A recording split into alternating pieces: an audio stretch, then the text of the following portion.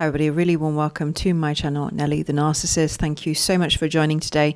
For everybody that's newly subscribed, a big welcome, and for everybody that has been supporting me for quite some time, thank you so much for all of your support. I really appreciate it. A big part of what I'm trying to do on this channel is to shine a light into this darkness of narcissistic abuse. For everybody that's been through it and you've lived through a horrific encounter or more than one. Because I'm a survivor myself, I know what a struggle it is to actually live through and also recover from.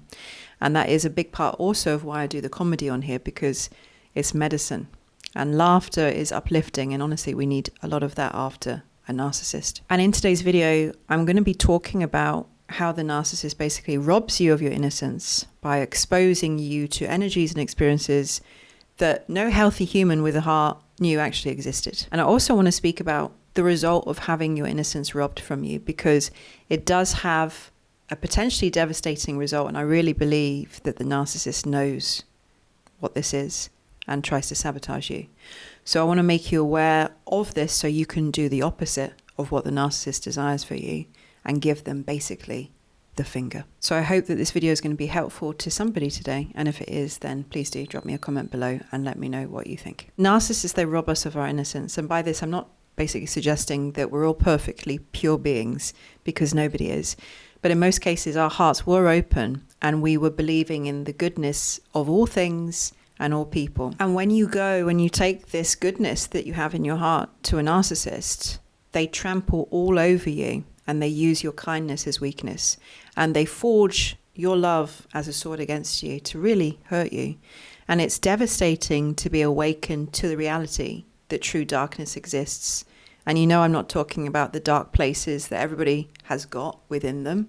I'm talking about really bad people with evil intentions. It's a very cruel awakening, and with this you do lose your innocence. You also lose your ignorance too, which isn't so much of a bad thing, but the sad thing is there's a loss in the belief that all is inherently good. An encounter basically with a narcissist's darkness leaves you feeling tarnished and feeling like you can never look at the world or people in the same light. Having your eyes open to the existence of evil and how these kinds of narcissists and narcopaths operate is, in my opinion, no way a bad thing.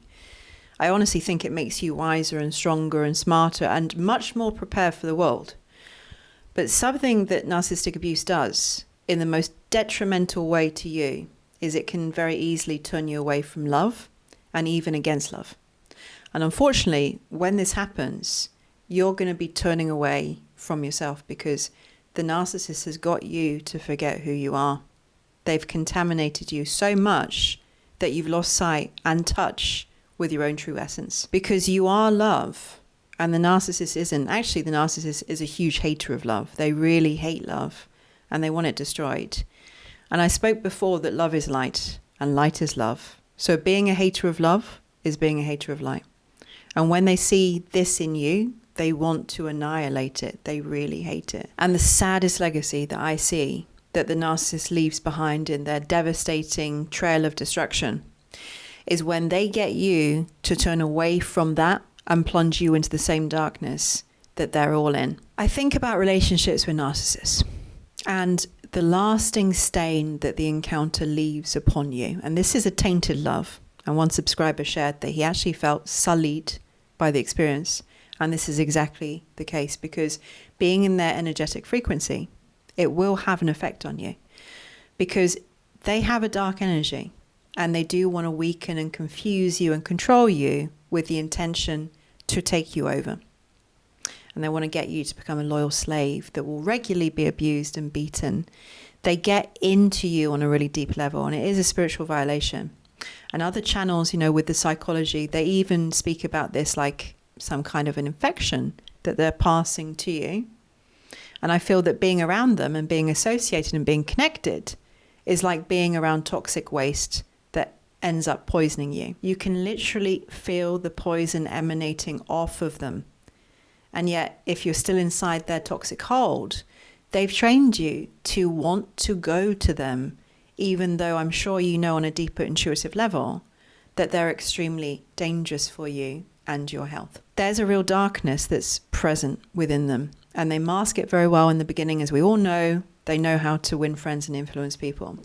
And then you get unknowingly poured into that sickness and the symbiosis that's really damaging to you on all levels. And it's always intended to be like that.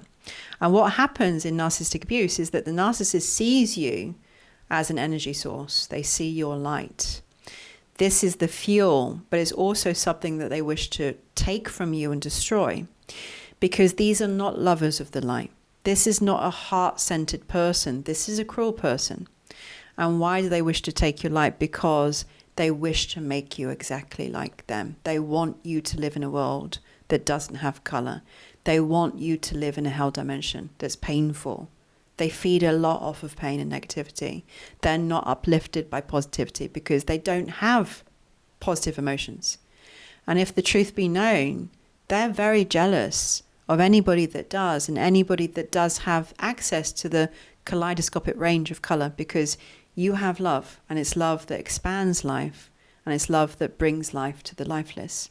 You're connected and you're plugged in, and you're plugged into that divine source, to that oneness, but narcissists aren't.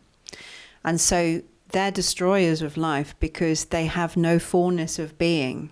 They are completely empty shells, with the exception of being completely full of negativity. And this is one reason why I can liken them to vampires, because they're the living dead. The hearts are beating, but there is no life because there's no love. So narcissists, they wish to raid you for everything that they can rob and attack you for. They attack you for all the things that they don't have. And you see, the more you love them, the more they show contempt towards you and unleash hell upon you. So if they haven't completely destroyed you to the point of no return, then what their abuse and exposure does is leaves that stain that changes your frequency, because it brings you down so low. It fills you with negativity. They transfer their pain. And the worst result is that it makes you think that love is now your enemy. And so you turn away from the truth of who you are, because who you are is love, like I said. All is love, but narcissists distort that truth. And it can cause a lot of bitterness and even hatred and vengeful desires. They've literally transferred it to you. And you see, part of our job is to say, thank you very much, narcissist, but I think this is yours. And they say, no, I left that for you. And you say, no, I believe that's yours. I don't want it. And then we need to hand it back to the narcissist. They've contaminated you and they've infected your life and your being with a lot of negativity. When you're staying inside this energy 24/7, it really pulls you down and it creates a big black cloud above your head. They would like for you to become a hater like them and turn you away from the truth of who you are as a being of love. Now, I've seen so many people affected by the abuse so negatively for so long, because what's been done to them is so dreadful. Yes, it's incredibly challenging to get back up from, because the pain is severe and healing does take time, because what needs to happen within this healing process is for a complete transformation of you and that energy. We're basically alchemizing the most negative encounter and turning it into something positive to go forward with, because we can't live stuck inside that darkness that the narcissist basically insists that we be. I mean, we could, but that would be seriously a waste, and we'd be allowing the narcissist to win. With the narcissist, you now know that darkness exists for real. And not just darkness, but dark ones, because for these people walking, there's a severe absence of light. In fact, for many, there is no light whatsoever. That's why they want to steal yours. And I can equally say the same for love. There's no light, there's no love. This is a very dark energy. When you're exposed to it for long enough, it pulls you all the way down, as it covertly works basically to destroy and diminish your inner light. It wishes many times to take away your life. And I've always got to clarify, this isn't necessarily on a physical level, but this is a destruction of your innermost spirit. It's an annihilation, an attack on who you are directly. They want you to be in deep pain inside. They want you to be stuck in darkness. There's nothing more that they want other than to see you down once they've gone, and never ever getting up again, never ever returning to light, never finding love again. They hope that they've done enough damage to leave you completely desolate with a feeling of bleakness and isolation, where the color just fades from your life. This is my belief. It's centered around their attack on love and transferring the idea that love is the enemy. The narcissist has a way of taking something beautiful and destroying it. They enjoy it like that. It's like a vampire ending the life of an innocent child and making them a vampire, because the pleasure derived in corrupting something that pure and that innocent. Sadism is present in the narcissist in the same way, wishing for your soul corruption, turning you away from the light. I believe this is their intention, and I don't want you to feel for a second like this is the end for you by any means. I'd like us to go back in time before we started looking at life as a straight line of a start and an end. I would like to reimagine it as I believe that it's meant to be, in a continuous loop of birth, death, and rebirth. And if we look to nature, because nature operates in exactly the same way, and we are part of nature, it's only mankind that disconnected us. In the autumn, everything dies, but the trees aren't going to cling to the leaves because they know that there's always birth of new life in the spring. And we need to embrace this within ourselves, because you're not the same person that you were, but you're still you at the core. It's just many things have changed. You have grown, you've evolved, you've gone through a huge transformation. There's a metaphorical death, and there's a rebirth that's necessary. You're not innocent anymore, that's true.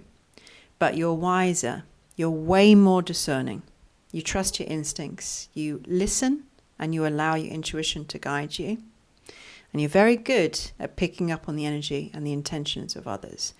And you're more in touch now with your feelings. And that is honestly a great place to be, because most people aren't. Now you're way ahead of most people. And the pain that you've actually gone through has been transformative. It's taught you a great deal about people, about life, about yourself, and how you wish to live it. I had an experience some time ago, and it gave me a bit of a wake-up call, and it reflected how I was still housing this negativity within me. Because somebody that I know basically started describing a friend of hers and saying how amazing he was because he had this vibrant, happy, positive, bouncy energy. He was a bright source. And I found myself with this very negative reaction inside. I basically felt jealous. I was angry and I was resentful. And why? I thought to myself, well, that's great for him. That's really nice, isn't it? He obviously hasn't been through anything that has left a lasting stain on his spirit. And I still was experiencing a real heaviness, and from time to time I still have that too. This is not something that just instantly, miraculously disappears. And I was genuinely bitter. And you see, that light-hearted spirit relating to basically our inner child, that ability to experience joy and laugh and play and sing and dance and be silly and be light-hearted, have fun, that vibrant energy gets dimmed, and that joy factor and being such a lover, it gets stolen.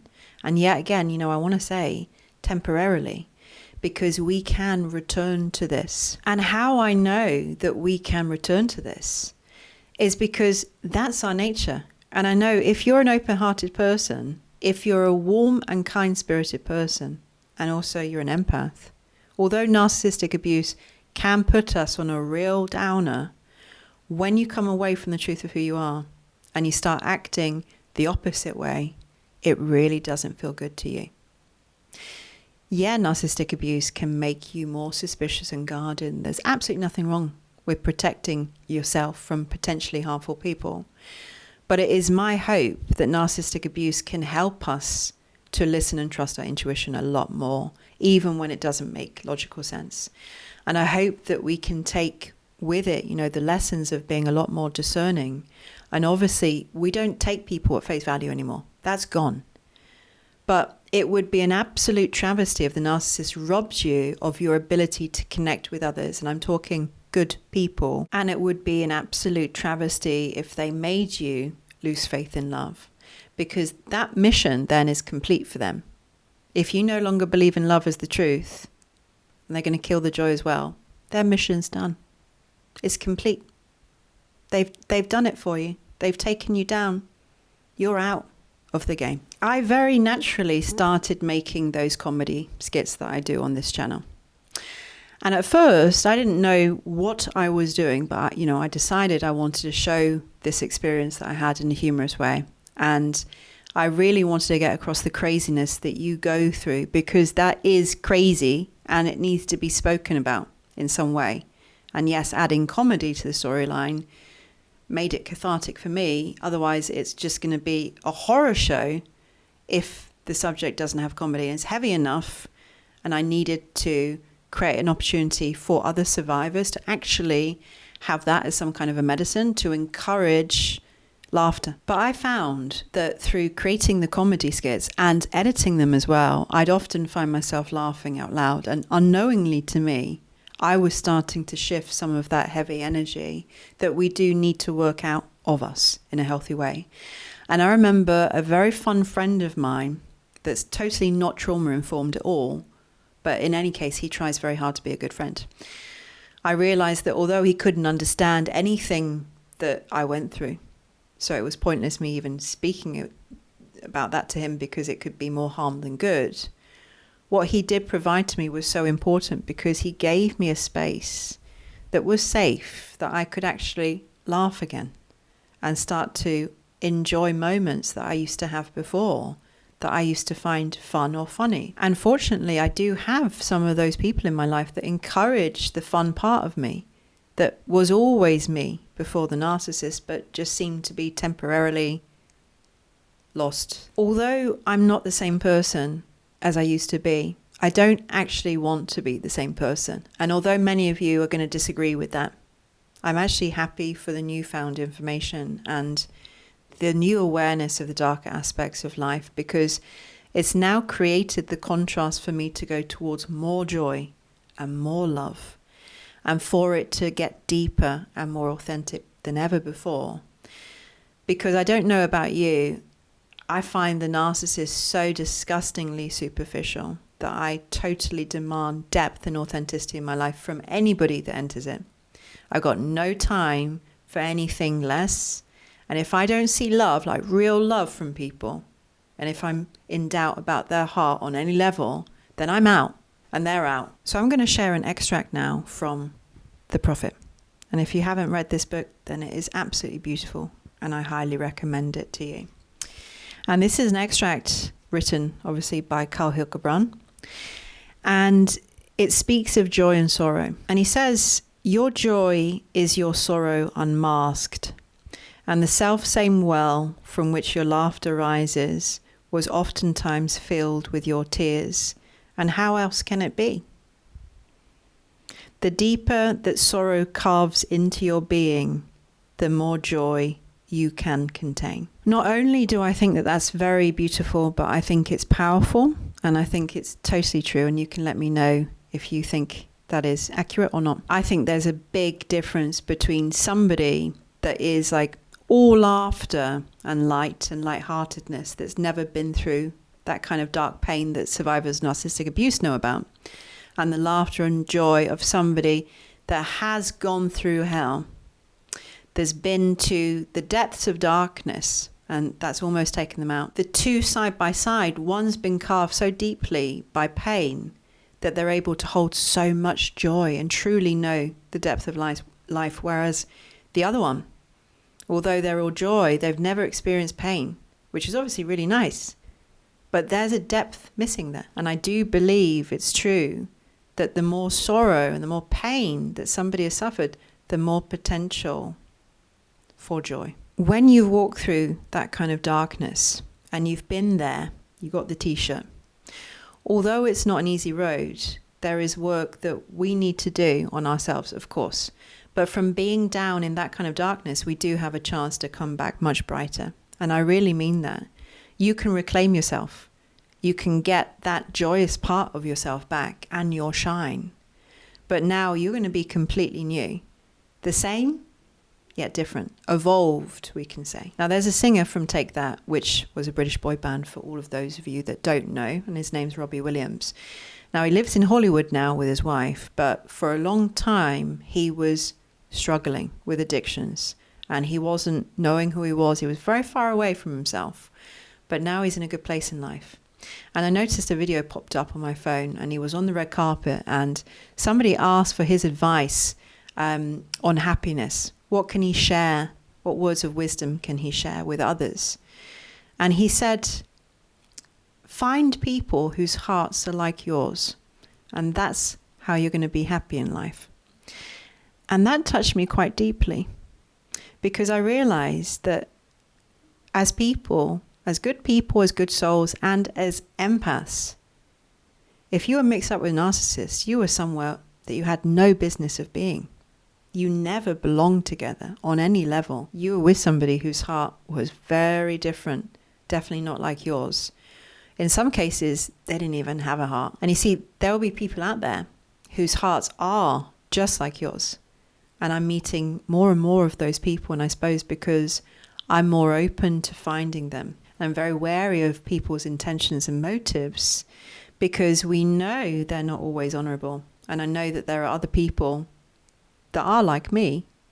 There's a lot of people like me, actually. And when we come together to share joy and share life experience through love, it's the most incredible thing. And this makes life. And narcissists can never experience this, can never experience even a fraction of what I'm talking about right here. And this is your birthright, because it's who you are. Love, joy, peace, and truth. It's absolutely necessary to reclaim this and not allow the narcissist's infection to steer you away from yourself and the good. Meeting any narcissist, but particularly a psychopathic narcissist, it changes your life forever. Just like we have designated years B, C, and AD, every person can actually do this very distinctively. BN and PN, before the narcissist and post the narcissist. The time periods, how you feel within yourself, how you live life and who you are is totally different. You're totally different. You're a changed person. We can't ever go back to how we were. We can only go forward with the awareness that not everything is as it seems. So the narcissist wants to make you lose faith in love. They want to weaken your connection to the truth of who you are by robbing you of love, by robbing you of joy and all those amazing positive emotions, and making you as lifeless and empty and miserable as what they are on an internal level. They have a barren land. It's a black forest. Nothing grows in that wasteland. And I don't want the narcissist to change who you are at your core. I don't want them to disconnect you from that love, from others that are like you. So that was everything that I wanted to share in today's video, and I hope that it's been helpful. You can let me know what you think by dropping a comment below. For now, thank you so much for watching. Take care, sending love, and I will see you all again next time.